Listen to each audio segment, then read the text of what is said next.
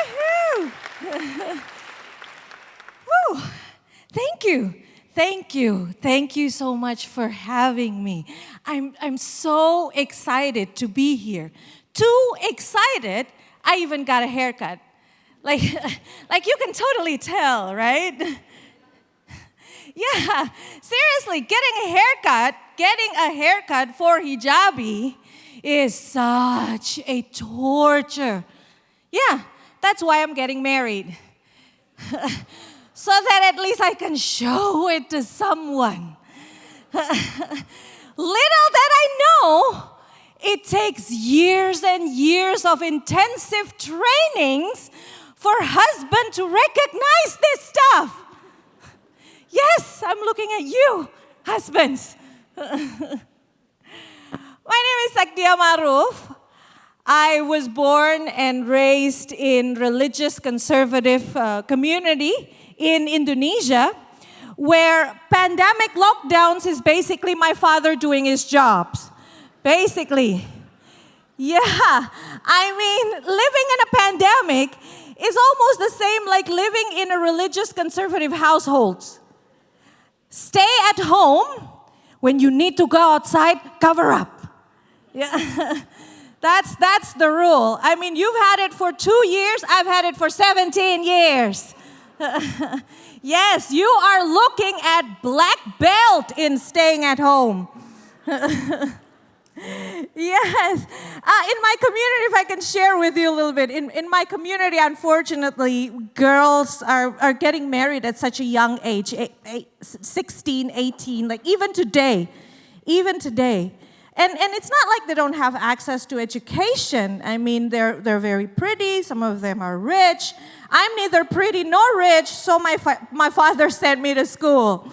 You know, my dad said, "My child, you have to at least have brain as your last, although least preferable asset." You know, and that's good. I mean, that's okay. So whatever the reason, I mean, for as long as I get education, right? So I registered for college. I told my dad that I want to be a writer, not a comedian, of course. No. And then I got admitted studying English literature in one of the university in my country. My father was so proud. So proud. He immediately called our neighbor and said, "Hello, neighbor. Great news. My daughter's just accepted at medical school." I mean, like, what? I thought he'd be proud of me. And I thought, well, that's okay. I don't mind. Like anything for education. Like, I don't mind.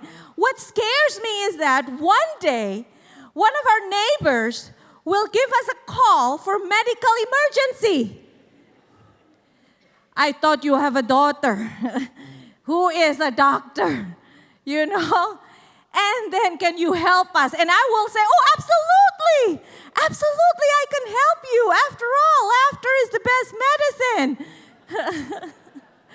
Right? And then, but regardless, and I'm happy. I'm happy that my parents, especially my father, supports my education. With so many conditions, I wish I have a lawyer to help me negotiate. Like, I can go to college, but I'm not supposed to go out after class. I'm not supposed to speak up. I'm not supposed to participate in like any students' organizations. Most importantly, I am not supposed to get to know anyone from the opposite sex. I thought, wow, Dad, I didn't know that you're such a great supporter of lesbianism.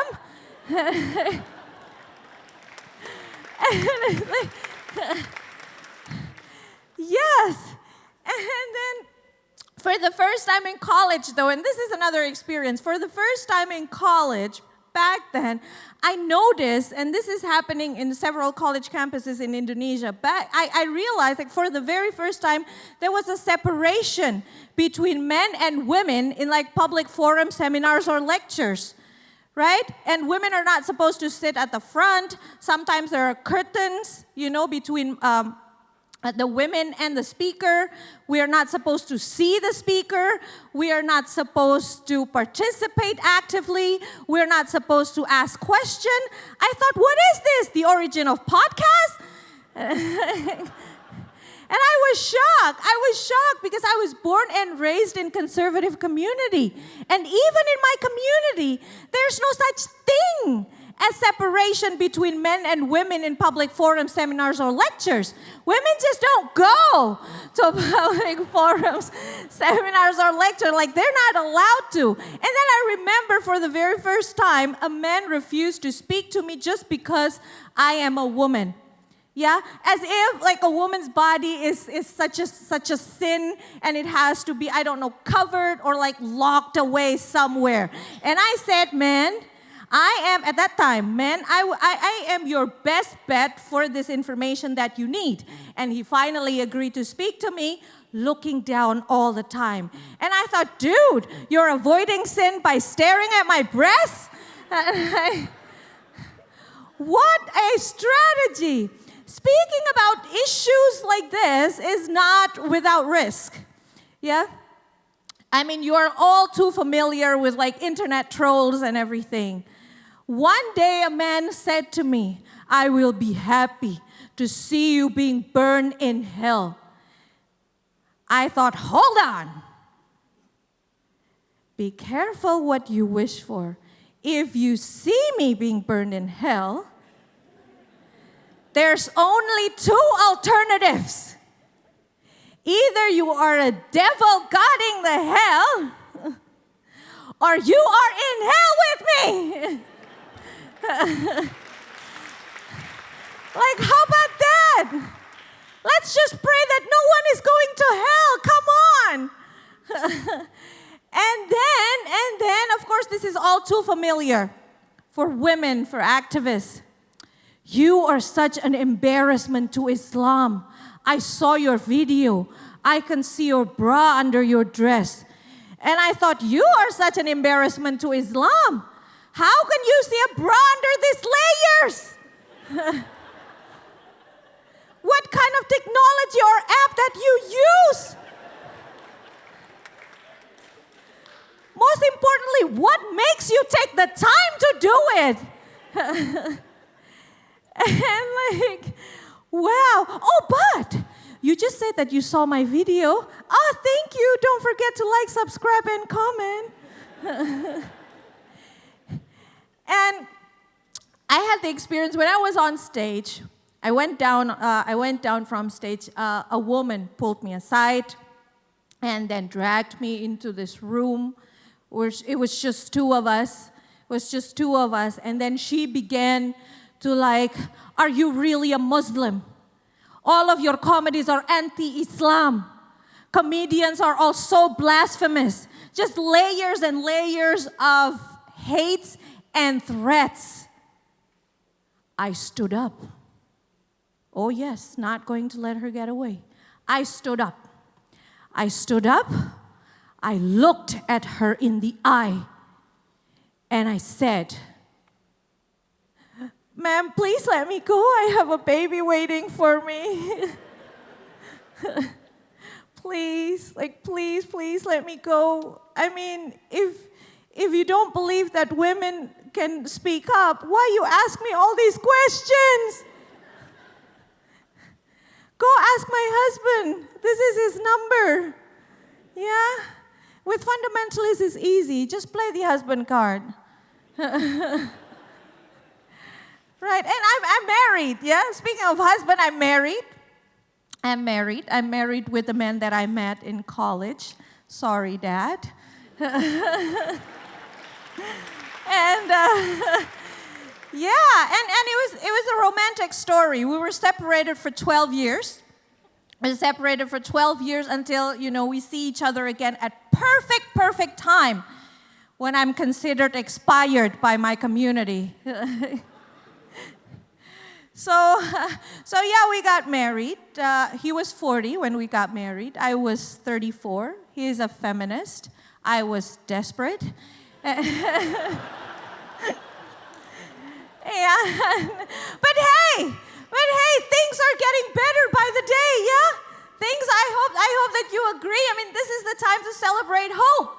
Things are getting better by the day. Women's movement emerging and rising everywhere across the world. Women have their hashtag Me Too. Men have their hashtag I did not see it coming. Men really, so not seeing it coming that they think that it's okay to just randomly attack feminists. Yeah, I was in the middle of violent mob attack, like a violent group hijacking the name of Islam, ransacking into an office where we organized a discussion with a feminist Muslim. And then I heard, I was an interpreter for her, for the speaker. And then I heard loud noises, screaming, people screaming, looked for her, tried to kill her. I acted fast. I covered her with my arms, with my body. As the danger came close, I hugged her even tighter, like even closer. And the first thing that I had in mind? God, I hope my deodorant works. Because can you imagine you're in the middle of violent mob attack, you are dying, and the last thing that you smell is someone's body odor? Not a good thing. So yeah. On the other side of the spectrum, though, overtime. Okay, one more minute. On the other side of the spectrum, though, I also receive questions like, oh, you're a Muslim from Indonesia, life must be hard out there. Yeah, when you ask permission from your dad to kiss your boyfriend. Why would you do that? Just do things behind his back. I did. I kissed my boyfriend via text message. And then I also asked, aren't you hot in this? Aren't you hot in your hijab? And I thought, well, this comes with customized air conditioner. You want to invest? Like we have a big market in Indonesia. And the ultimate question, when a guy caught you without your hijab, do you have to marry him? Like seriously, I received the question. And I said, God, no, otherwise I would have to marry my plumber. Are you kidding me? Our body has always been battlegrounds. So this is to all of us women. We who are sick of violence, of domestic violence, of sexual violence, of war, who are sick of having to always remind people that women have the rights for safe space, for education, for jobs, for participations in public, for family planning, for contraceptive, for our tradition, our knowledge, our land, for choices that we have for our own body, for our choices. We are not losers. We are the daughters of mothers who are leaders, intellectuals, warriors. Chin up, smile, laugh with me. Joy is an act of resistance.